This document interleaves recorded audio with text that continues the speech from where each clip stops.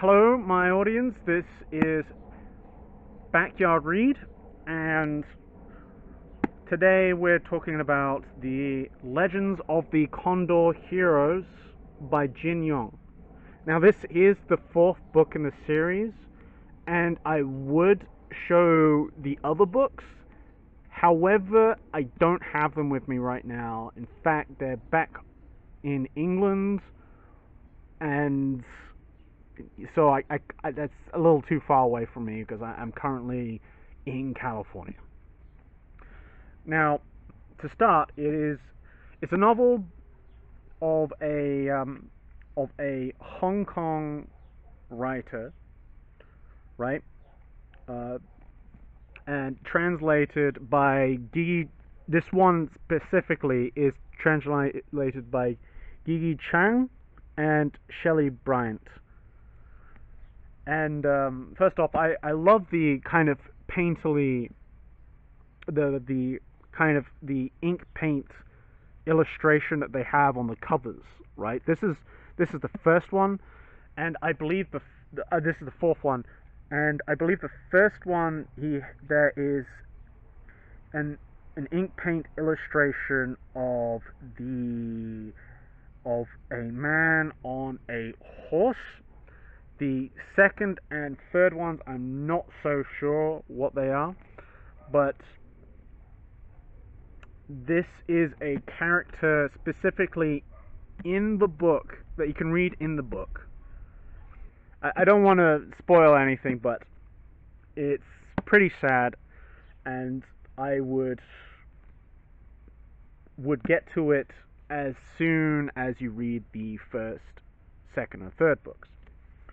Because, yeah, this is the fourth book in the series.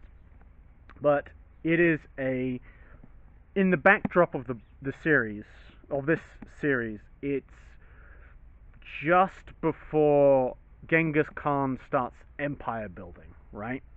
Where he starts roving all over, like, China and the steppes, the Mongolian steppes, the Russian steppes, and so on, so on. Right? It starts just before he begins his conquest. Now, he begins his conquest, I believe, halfway through the book, when there's a failed assassination attempt on him by the empire, by the dynasty, the Chinese dynasty, right? And part of it, and then it goes on, and there's this backdrop of the Genghis Khan, like, just kind of doing his thing, right? And it ends in this book with Genghis Khan kind of dying of old age, right? Of being an old guy, right? And you see how in the beginning, you see how confident and just strong and like, whoa, he is. And then at the end, you can see that he's more or less just a feeble man, and he's kind of like, ugh. But that's not the point. The focus is not on Genghis Khan. The main characters being Jing and Lotus Huang, right?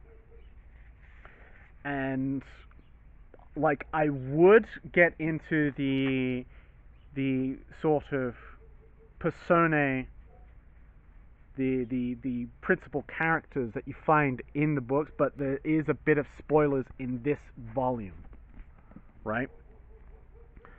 And throughout the books, you find it's very martial arts, right?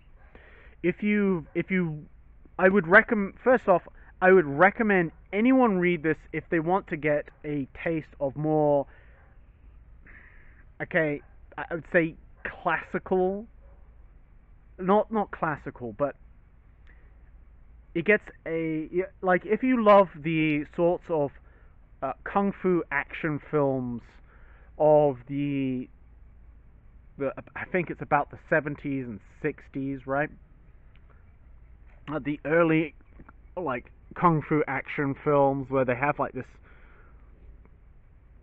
interesting sort of martial arts and how like conflict is resolved throughout, right? And these like almost magical-ish way of martial arts, then I would suggest you read this series, because it, like, you read through it, you start reading through this series, and if you really love that style of kung fu film, you start to realize, wow, there's a lot of similarities. And I would say, in some cases, it's probably a lot of those films take inspiration from these books, and especially considering the case that it says right here, 300 million copies sold worldwide, and that's probably across all 4 books. And that's quite a lot of copies.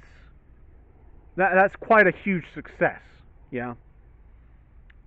And because, like, to put it in context, like, the success that Harry Potter has is about 500 million, and that's across the entire series. That's a lot of books. And this came out this came out long before Harry Potter did, and it's generally a very beautiful sort of book, and it's about it's action, philosophy, love, and understand and history. And that it is a historical fiction foremost, right? Of a specific period of time. And you go through these strange sorts of contests of the 7 freaks of the South. I believe I got that right. The various martial sects, the interesting, like, badass characters that are like, oh, you don't want to mess with them, and just otherwise a very interesting sort of read. Like, if I could do a point of comparison, I would say, like, it is like where Tolkien is to English-speaking fantasy, that Jin Yong is to Chinese-speaking fiction, right? Or fantasy. But, like, I would say fantasy in quotation marks, because it doesn't have that many mystical, magical elements, save for the mystical nature of martial arts. And there is the horse that Jing has that has red sweat, and it's this kind of mystical sort of horse from the West. And each book has some illustrations in it, right? Like, for instance, like that. And now these illustrations are quite beautifully done, and you could find them sparsely throughout the books. It's like only a few every sort of 40 pages or so. And I'm not sure where it is. I want to see where it is, and I'm not sure. Okay, illustrations by Jiang Yun-Xing. I think I pronounced that correctly. I'm not sure. And yeah, it's just, I think a lot of people. Okay, and it's just I think it's just generally a book that people should read, because it's very different to what most other people would think of. Like, it's part of this Wuxia, I believe that's the genre. right? Or Wuxia. I'm not sure if I'm pronouncing that correctly, but it's a very interesting book series that is very, it's definitely very Eastern, because the conflicts aren't always the combative physical kind, and sometimes a lot of the contests are this kind of strange internal sort of challenge, like for instance playing this kind of flute and being able to like disrupt it, and like because the flute, the kind of music would disrupt the internal key and would mess with the mind, right? But it's really quite an amazing book series, and I'm probably just rambling at this point, but it's something that I would recommend anyone read. Like, this is a Chinese author that I would say anyone who wants to read outside of English authors should give this a go, because it's a very different sort of read, and just otherwise it's just beautiful. And that is my review of the Legends of the Condor Heroes book series. This one, A Heart Divided. The others are A Hero Born, A Bond Undone, and A Snake Lies Waiting, I believe. Those are the books that come before it. But yeah, and this one's like about nearly 600 pages long.